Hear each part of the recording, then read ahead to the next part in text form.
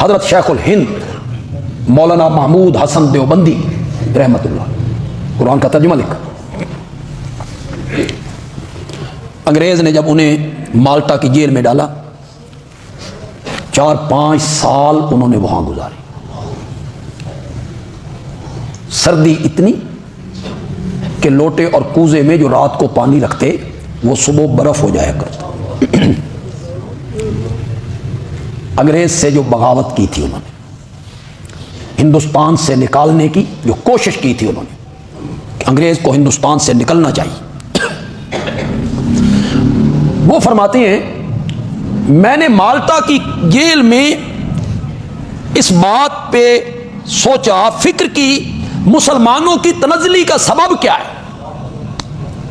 फिर मैं एक दफा आपको तवज्जो दिलाऊं कि सरसरी तौर पे नहीं सुनना, थोड़ा सा डूब के सुनना है, फिर आपको हब्लुल्लाह की समझ आएगी। थोड़ा सा इसे गौर से तवज्जो से सुनना। ये रस्सी है जो अल्लाह ने अर्श से लटकाई है जमीन की तरफ। इस रस्सी का जो ऊपर वाला सिरा है ना, वो अल्लाह के हाथ में, और इस रस्सी का जो नीचे वाला सिरा है ना, वो कुरान पढ़ने वाले के हाथ में। ताल्लुक तो हो गया। अब रस्सी जरिया होता है चढ़ने का, रस्सी के जरिए बंदे ऊपर चढ़ते हैं। अल्लाह कहना चाहते हैं अगर मुझ तक आना चाहते हो, पहुंचना चाहते हो, तो उसका एक ही जरिया है और वो कलामुल्लाह है। ये सब फजीलत की बातें, इससे कोई बंदा इनकार नहीं कर सकता। फिर पढ़ने वालों की बड़ी फजीलत है, पढ़ाने वालों की बड़ी फजीलत। बड़ी मशहूर हदीस है, आप सबको याद है, खैरुकुम मन तअल्लमल कुरान व अल्लमहु औ कमा क़ाल नबिय्यु सल्लल्लाहु अलैहि वसल्लम। फिर इस पे गौर करना है, सरसरी तौर पे नहीं सुनो। इस कान से सुनो, इससे निकाल दो, बस पढ़ते हुए आगे चले जाओ, सुनते हुए आगे चले जाओ, नहीं, इसकी गहराई में उतरना। सनद देने वाला कौन है? आमना का लाल है, जिनकी कोई बात मुबालगे पर मबनी नहीं होती, हर बात सही 16 आने नपी तुली हुई है। उन्होंने फरमाया, ऐ मेरी उम्मत के लोगों, तुम में से बेहतरीन लोग वो हैं। इन लफ्जों पे थोड़ा सा गौर तो करो यार। जिनके पास माल ज्यादा है, दौलत ज्यादा है, बागात हैं, जमीनें हैं, जेवर हैं, इक्तिदार है, सल्तनत है, हुक्मरान है, बंद कमरों में बैठ के जिक्र करने वाले लोग हैं ना। खैरुकुम, तुम में से बेहतरीन लोग धरती पर वो हैं जो कुरान पढ़ते हैं, व अल्लमहु, और जो कुरान पढ़ाते हैं। पढ़ने वालों का जिक्र मेरे आका ने पहले किया है, पढ़ाने वालों का जिक्र, मुताल्लिम जो है ना, पढ़ने वाले, उनको पहले जिक्र किए। कोई सनद लेने की हमें किसी से कोई जरूरत नहीं। हमें लोग निखट्टू कहें, निकम्मा कहें, मुआशरे पे बोझ कहें, जो जिसके मुंह में आए कहता जाए। कोई किसी के मुंह पे हाथ रख सकता है, जबान बंद कर सकता है किसी की। हमें तुम जैसे लोगों से सनद लेने की कोई जरूरत नहीं। हमें बेहतरीन उम्मत के अफराद कायनात के उस आदमी ने कहा था जिससे सच्चा और सुच्चा इंसान आज तक यहां दुनिया में आया ही नहीं। उन्होंने हमें सनद दी, खैरुकुम मन तअल्लमल कुरान व अल्लमहु। मेरी उम्मत के बेहतरीन लोग वो हैं जो कुरान पढ़ते हैं, कुरान का इल्म हासिल करते हैं और फिर वो कुरान पढ़ाते रहते। एक और रिवायत को देखूं जो शायद इतनी मजबूत तो ना हो जितनी ये मजबूत है, खैरुकुम मन तअल्लमल कुरान व अल्लमहु। हजरत सैयदना अबू हुरैरा रजी अल्लाह तआला, ये मेरे नबी के बड़े करीबी सहाबी, गरीब आदमी, असहाबे सुफ़ा में शामिल। वो जो पहला मदरसा कायम हुआ था मदीने में। कहते हैं बाकी लोग तो कुछ कमाई के लिए, तिजारत के लिए बाजार में चले जाया करते थे, कारोबार करें, कुछ कमा के लाएं। मैं वहीं पड़ा रहता था। मेरे दिल में आता मैं मस्जिद नबवी से बाहर चला जाऊं और पीछे आका कोई मोती रोलने लग जाए तो वो सुनने से रह जाएंगे, तो मैं वहीं पड़ा रहता। भूख की वजह से बेहोश हो जाता। लोग कहते मिर्गी है, मिर्गी नहीं होती थी, भूख की वजह से बेहोश हो जाया करता। चीजें याद न रहती। मैंने आका से शिकायत की, फरमाया चादर बिछाओ। कुछ पड़ा, फरमाया चादर अपने सीने से लगा लो। मैंने वो चादर अपने सीने से लगाई, उसके बाद मुझे कभी कोई चीज नहीं भूली। 5000 हदीसों का रावी है, पहला नंबर है सहाबा में, सबसे ज्यादा हदीसें रिवायत करते हैं हजरत अबू हुरैरा रजी अल्लाह तआला अन्हु। नबी पाक ने इन्हें अपने घर से दूध मंगवा के पिलाया था। इनसे मोहब्बत करते थे। तो मेरे आका ने एक दिन इनकी खिदमात को देखकर, दीन की मोहब्बत को देख के फरमाया, अबू हुरैरा कोई चीज मांगना चाहता है तो मांग, मैं रब से दरखास्त करूं। बड़ी ऑफर है जी। ऑफर करने वाला कौन है?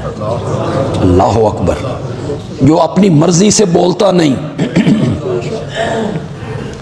अपनी मर्जी से बोलता नहीं, मांग। ये फकीर मनश आदमी, दुर्वेश सिफ्त आदमी, न इसने जमीन मांगी, न सोना, न चांदी, न बाग। कहता है औ से नहीं या रसूल अल्लाह, मैंने कोई नसीहत कर दे, मैंने कोई नसीहत कर दो। मेरे आका ने अब नसीहत की अबू हुरैरा को, तअल्लमिल कुरान व अल्लिमहुन्नास, सारी जिंदगी कुरान सीखता रहे और सारी जिंदगी लोगों को कुरान सिखाता रहे। कुरान का जो इल्म है ये कभी मुकम्मल नहीं होता कि बंदा अब कामिल आलिम बन गया है, मुफस्सिर बन गया है, अब उसे कोई ज़रूरत नहीं है ना। ये बहरे बेकरां है, ये ऐसा समंदर है जिसका किनारा कोई नहीं, इतनी गहराई है जिसका अंदाजा कोई नहीं। इसमें छुपे हुए लोलुओ मिर्जान, हीरे मोती जवाहरात इस समंदर में छुपे हुए हैं। बंदा जब भी गोता लगाता है नए से नए मोती निकाल के बाहर ले आता है। अरबी में हजारों तफसीरें, उर्दू में सैकड़ों तफसीरें एक एक मसलक के बंदों ने लिखी। ये नहीं है भाई देवबंदियों ने लिखी तो बरेलवियों ने कहा भाई ये देवबंदियां दी असी वक्री लिख दें। देवबंदी उलमा ने 20 उलमा हैं जिन्होंने तफसीरें लिखी। इससे पहले हजरत शाह अब्दुल कादिर मुहद्दिस देलवी रहमतुल्लाह, हजरत शाह अब्दुल अजीज मुहद्दिस देलवी, हजरत शेखुल हिंद मौलाना महमूद हसन देवबंदी रहमतुल्लाह, कुरान का तर्जुमा लिखा। अंग्रेज ने जब उन्हें माल्टा की जेल में डाला 4-5 साल उन्होंने वहां गुजारे। सर्दी इतनी कि लोटे और कूजे में जो रात को पानी रखते वो सुबह बर्फ हो जाया करता। अंग्रेज से जो बगावत की थी उन्होंने, हिंदुस्तान से निकालने की जो कोशिश की थी उन्होंने, अंग्रेज को हिंदुस्तान से निकलना चाहिए। वो फरमाते हैं मैंने माल्टा की जेल में इस बात पे सोचा, फिक्र की मुसलमानों की तनज़्ज़ुली का सबब क्या है।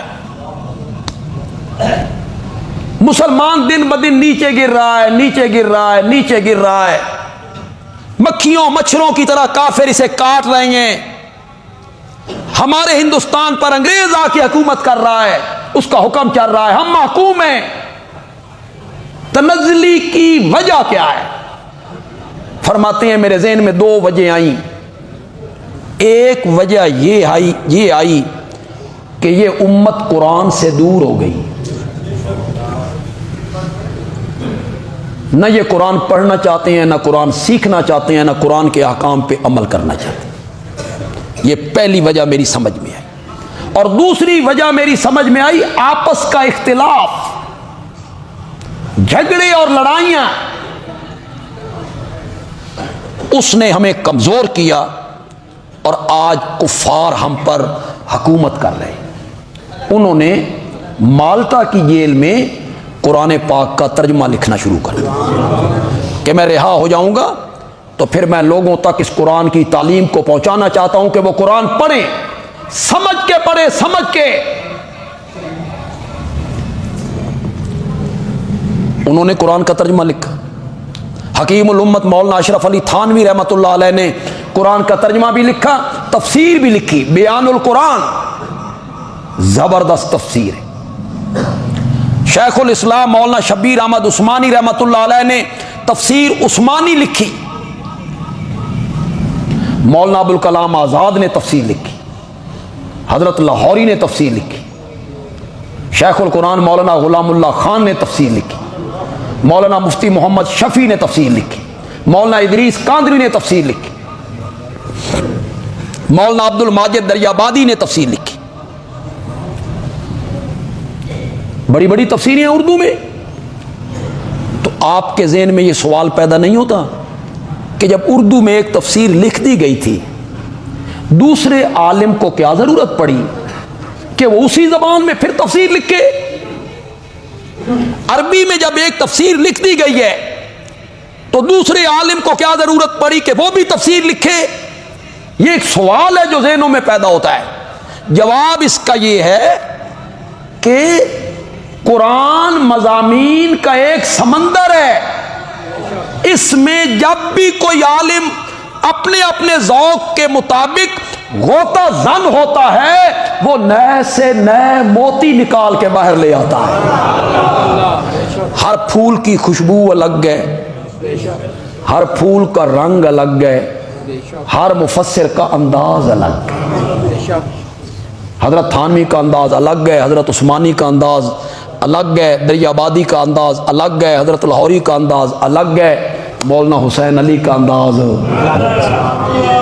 हर एक का सोच अपनी अपनी सोच है और उसके मुताबिक वो तफसीर करते। सैकड़ों तफसीरें लिखी।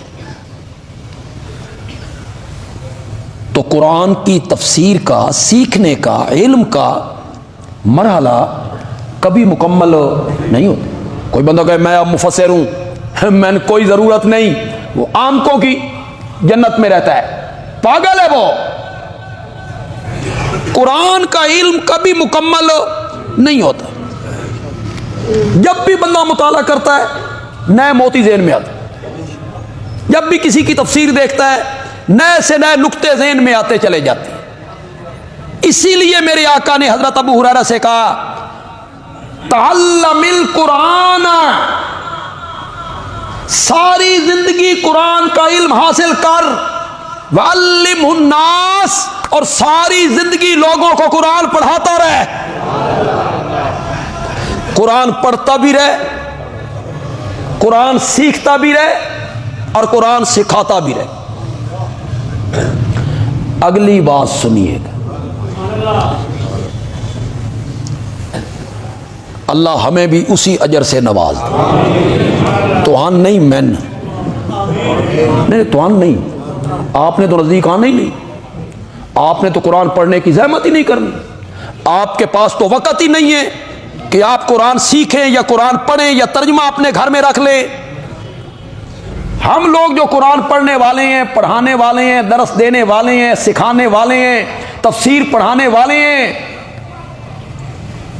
कुरान पाक ने 3 कैटेगरियां बनाई हैं।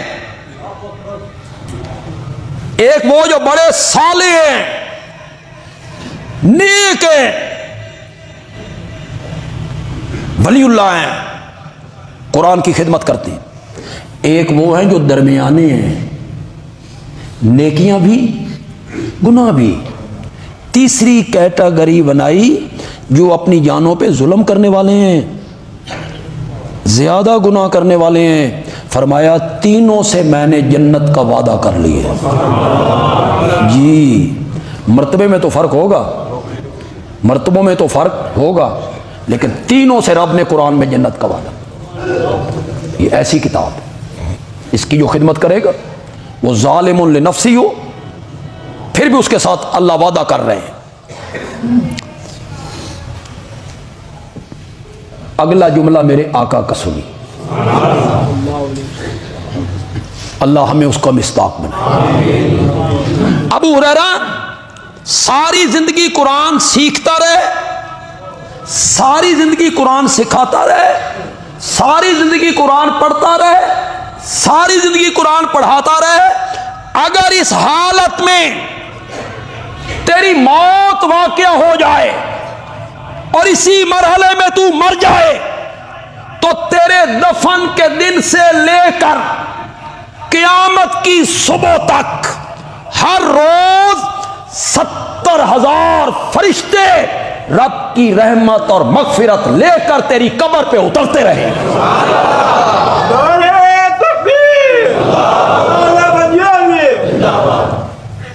कुरान खुद बड़ी अजमत वाली किताब, इसके पढ़ने और पढ़ाने वाले जो लोग हैं वो भी बड़ी अजमत वाले। या दीन पढ़ने वाले बन जाओ या दीन पढ़ाने वाले बन जाओ या इन लोगों की खिदमत करने वाले बन जाओ, चौथे ना बनो। ज़हन में रखो, फिर क़यामत के दिन न कहना कि हमें किसी ने बताया नहीं था। ये जो जगह जगह तलबा उलमा के खिलाफ बातें करते रहते हो ना, और मदारिस के खिलाफ बोलते रहते हो, फिर न कहना क़यामत के दिन के सन दसिया किसी नहीं सी।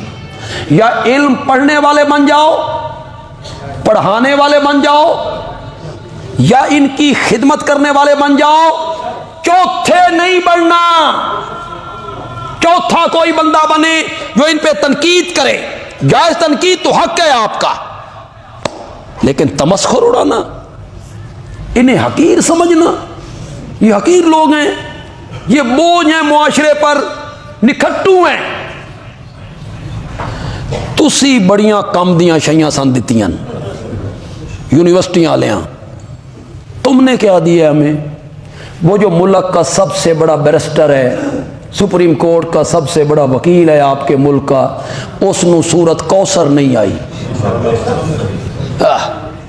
तुम भी मुसलमान हो, ये मुआशरे के फर्द हैं जनाब, मुअज़्ज़ज़ लोग हैं, ये कौन है? तालीम याफ्ता।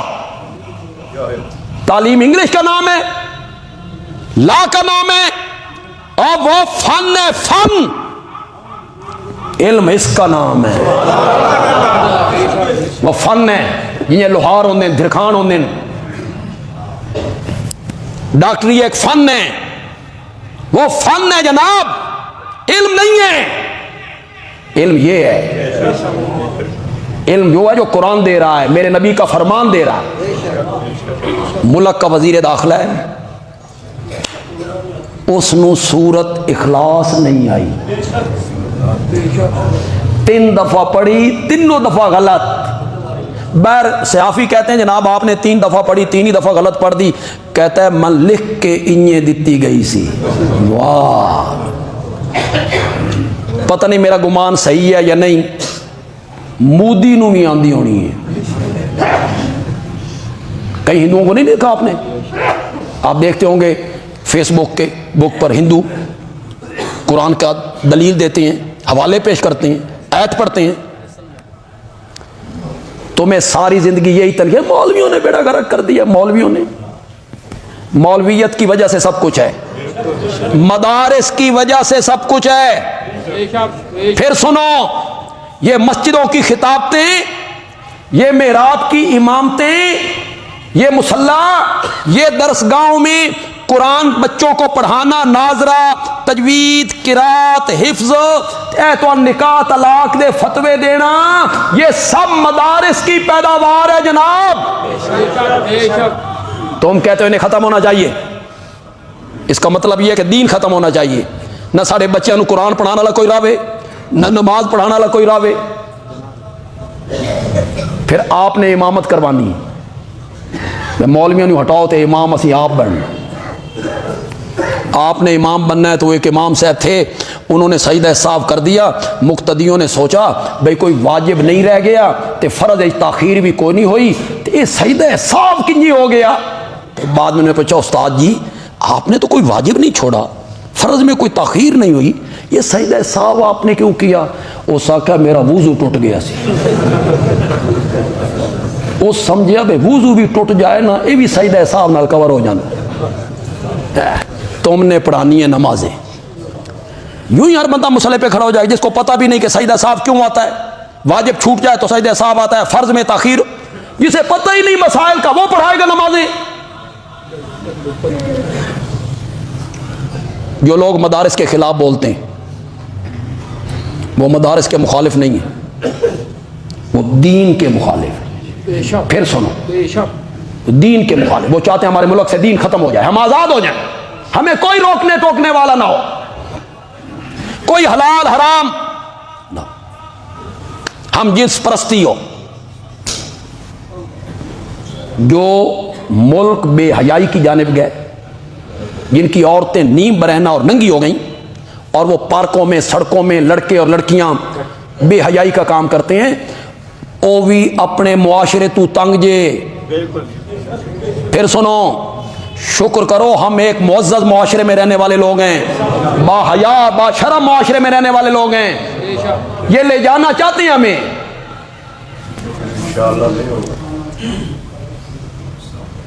तो कुरान का इल्म पढ़ने वाले जो लोग हैं, पढ़ाने वाले जो लोग हैं, इनको मेरे नबी ने सनद दी थी, ये उम्मत के बेहतरीन लोग।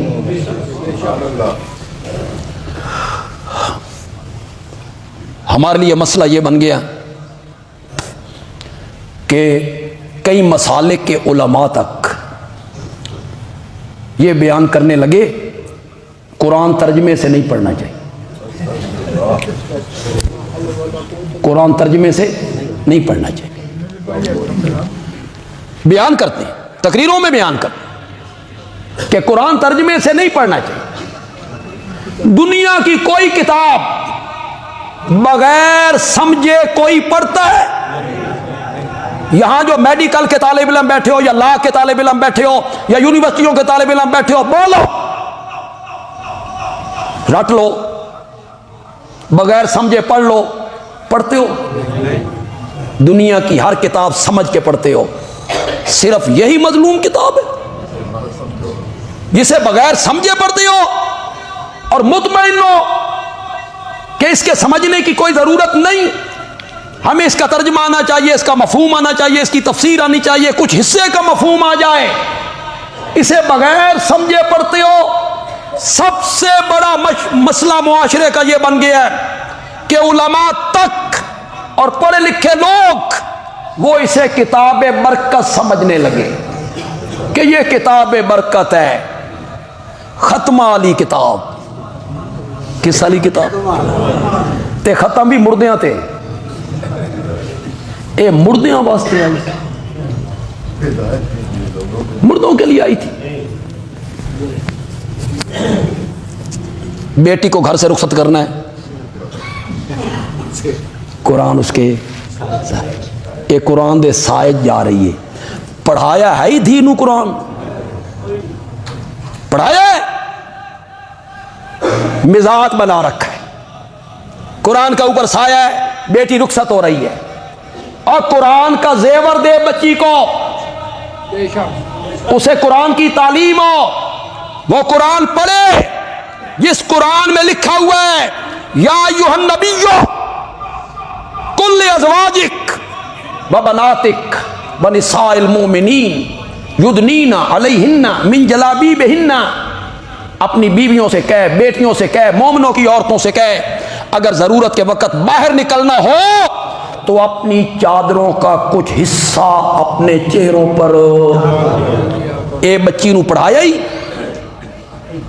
या सिर्फ सर पे कुरान रख दिया है? और वो देहातों में जब दुल्हन पहुंच जाती है दूल्हे के कमरे में, और दूल्हा का जो कमरा होता है उत्थे कोई लोहे का चिमटा रख देने। वो हालत देखो इन मुसलमानों की, ये पढ़े लिखे लोग हैं। कई बंदे कार दे पीछे काली टाकी नजर न लगे, अपने गाटे च पा टाकी तैन न लगे, अपने गाटे च टाकी पा, काली टाकी बंधी हुई है, नजर नहीं लगी। ये मुसलमान है। ये कहती है हम भी, ये कहती हैं हम भी उस नबी के उम्मती हैं जिस नबी ने कहा था कि सारे फैसले खैर और शर के कहां से होते हैं। ये भी उस नबी के मानने वाले हैं, कलमा पढ़ने वाले हैं। ये सिर्फ रस्मी मुसलमान। मैं सिर्फ आपको नहीं कह रहा, मैं पूरे मुआशरे से बात करना चाहता हूं। मुआशरे की यह हालत नहीं है। मैं अब आपको शर्मिंदा भी नहीं करना चाहता, यह सही भी नहीं। मैं अगर अब हाथ खड़े करवाऊं आपसे कि आप में से कितने लोग कुरान का तर्जमा जानते हैं, कितने लोगों ने तर्जमे के साथ कुरान पढ़ा है, या कितने लोग नाजरा कुरान पढ़ना जानते हैं, तो वो हाथ गिने जाएंगे। 10 होंगे, 12 होंगे, 15 होंगे। तर्जमे वाला तो शायद एक भी ना हो।